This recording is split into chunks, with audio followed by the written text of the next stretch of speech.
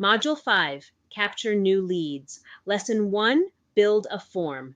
Everything so far assumed subscribers were already in your workspace. This module is about where they come from. Forms on your website and hosted landing pages, simple marketing serves for you.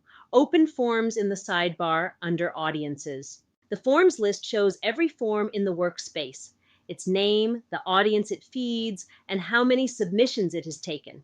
It's empty right now, which is the state every new workspace starts in. Click New Form to open the builder. 3 decisions at the top of the builder. The name is internal. Your team sees it in lists, something like newsletter signup. The slug becomes the public URL of the hosted version of this form.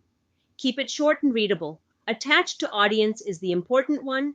Every submission lands as a subscriber in this audience. Pick the audience you built in Module 2, and the form feeds your existing segments automatically. 2 compliance decisions next, and they matter more than they look. The confirmation flow controls whether new signups go through double opt-in. The default sends the confirmation email you customized in Module 2, Lesson 7. Keep double opt-in on for marketing lists. It's required practice under CASL, and it keeps your list quality high. Consent copy is the text next to the checkbox the visitor ticks. Say plainly what they're agreeing to receive. This text is stored with every consent record, so write it once and write it honestly. Add the fields you actually need and nothing more. Email is required. It's the identity of the subscriber. First name helps personalization. Every field beyond that costs you conversion rate. Shorter forms convert better. You can always enrich profiles later. Save the form.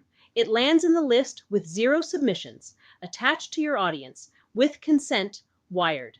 Next lesson, getting this form onto your website with the embed code. After that, the hosted landing page version, and then the full submission round trip. See you there.